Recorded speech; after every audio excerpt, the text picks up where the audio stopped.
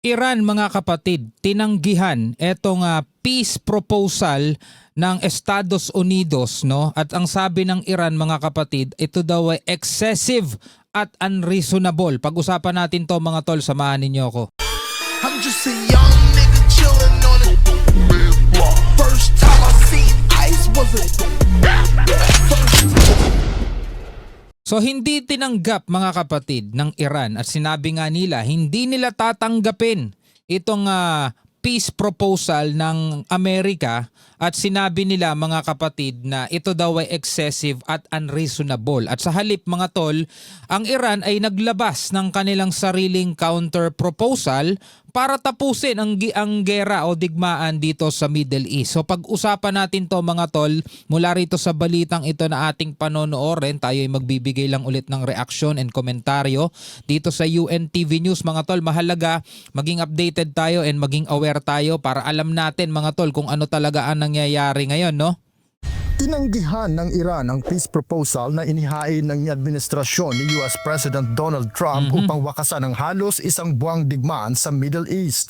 Para sa Iran, hindi katanggap-tanggap sa kanilang panig ang mga kondisyon na inaalok ng Estados Unidos. Ayon sa mga Iranian officials, may kalabisan umano ang mga kondisyon ng US at hindi ito sumasalamin sa patas na kasunduan.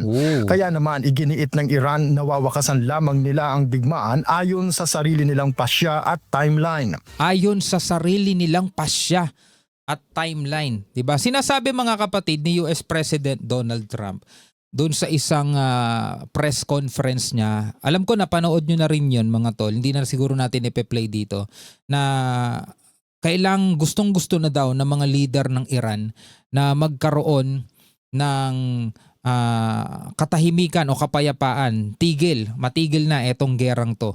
So ang ayon sa mga report is naglabas ang US ng 15-point, mga kapatid, na na proposal, mga tol.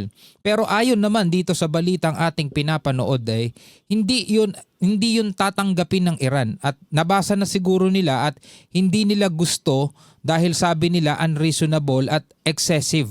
No, so hindi natin alam, mga kapatid, kung sino ang nagsasabi sa kanila, pero dito, mga tol, kung talagang gusto daw matapos ng Amerika ang gera, ang kailangan sundin ng US itong counter proposal ng Iran, no? Hindi yung proposal ng Amerika ang dapat masunod, kundi itong proposal mismo ng Iran. Sa isang pahayag, binigyang diin ng Iranian military leadership ang kanilang paninindigan laban sa anumang kasunduan na hindi pabor sa kanilang interes. We explicitly declare, until our will prevails, no situation will return to the previous state. So hindi babalik sa normal, mga tol, hanggat hindi nasusunod yung kagustuhan nitong Iran. Yan, malinaw dito na sinasabi, mga kapatid, no? We explicitly declare, yan until our will prevails, no situations will return to the previous state. هیچ وضعیتی به روال سابق برنمیگرد. His will occurs when the thought of action against the Iranian nation این اراده زمانی ایجاد می شود که به طور کامل is فکر completely اقدام erased علیه from your ملت filthy ایران minds. از اذهان Our first and last word from day one has been, is, and will be. Nanindigan, mga tol, etong Iran. کثیف شما پاک شود. حرف اول و آخر ما No one like us will come to terms with anyone like you. Tinutukoy niya rito, mga tol, si Donald Trump. Not now and never. از همان روز نخست این بوده هست و خواهد بود. کسی هم شما با کسی مثل شما کنار نخواهد آمد. Inilarawan din ng Iranian ang proposal ng US bilang isang ploy o taktika lamang. Dagdag pa rito, naglatag ang Iran ng sarili nitong kondisyon para sa pagtatapos ng digmaan. Sa inilabas na pahayag ng isang Iranian state-run TV mula sa opisyal ng Iran, kabilang sa counter-proposal ng Iran sa US ang ganap na pagtigil ng mga pag-atake, pagbabayad ng danyos at pagkilala sa kanilang kontrol sa Strait of Hormuz. So eto, mga kapatid, ang parang counter-proposal ng Iran. Nagbigay rin ng babala ang Iran laban sa US. Anila, hindi dapat tawaging kasunduan ang anumang resulta kung ito ay bunga lamang ng pagkatalo. Ooh. تا حالا شده بود. Do not call your defeat an agreement, no? بود.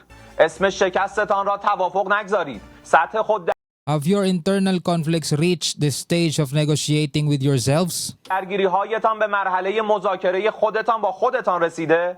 نه خبری Neither will you investments is the region materialize. از سرمایه گذاری هایتان در Materialize. منطقه خواهد بود و نه قیمت سابق انرژی و نفت Nor will you see the previous prices of energy and oil until you understand. را خواهید دید تا وقتی که بفهمید ثبات در منطقه Stability in the region is guaranteed by the powerful hand توسط دست قدرتمند of our armed forces. Stability comes through power. نیروهای مسلح ما تضمین می شود.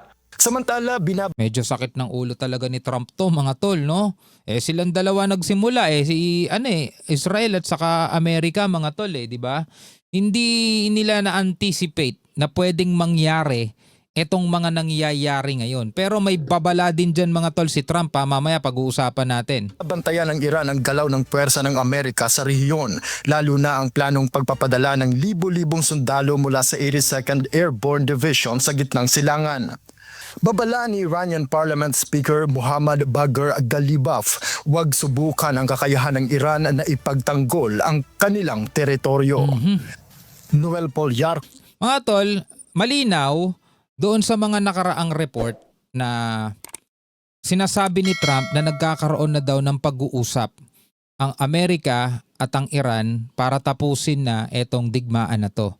At naglabas nga sila ng 15-point na proposal o deal dito sa Iran, pero malinaw dito sa video o dito sa balita na ating napanood na hindi tinatanggap at hindi tatanggapin ng Iran itong mga inilatag ng Amerika na proposal dahil sabi nga nila sobra naman at saka hindi makatarungan, unreasonable, mga tol. At ang sabi ng Iran, kung talagang matatapos tong digmaan, kailangan yung proposal nila, mga tol, ang masunod. Pero eto yung babala, mga kapatid, ni Donald Trump. Dito sa Reuters, mga kapatid, nasabi rito, the White House says Trump is ready to hit harder if Iran does not accept defeat. Ano, mga kapatid, basahin natin. Sabi rito, issuing a stern warning to Tehran, White House Press Secretary Caroline Leavitt said US President Donald Trump vowed to hit harder and unleash hell if Iran does not accept defeat. Panoorin natin to, mga tol. Naku po. To accept the reality of the current moment, if they fail to understand that they have been defeated militarily and will continue to be, President Trump will ensure they are hit harder than they have ever been hit before. President Trump does not bluff, and he is prepared to unleash hell. Iran should not miscalculate again. Their last miscalculation cost them their senior leadership, their Navy, their Air Force, and their air defense system. Any violence beyond this point will be because the Iranian regime refused to understand they have already been defeated and refused to come to a deal. Malinaw, mga kapatid, no, na sinasabi rito ni US President Trump na kailangan daw maintindihan o maunawaan ng Iran na talo na sila. At ang natitirang paraan na lamang, mga tol, is tanggapin daw ng Iran na talo na sila at sumang-ayon na lamang sila para matapos na to. Dahil kung hindi, nakahanda daw ang Amerika, nakahanda si Trump na buksan ang impyerno, mga tol, para dito sa Iran. Naku po, mukhang talagang magiging matindi, mga tol, ang ating hinaharap ngayon. No, magiging matindi pa at kailangan humanda na talaga ang lahat, mga tol, sa paparating na hindi maganda, no? Anyway, mga kapatid, ano ang inyong masasabi rito? Comment na lamang kayo sa ibaba.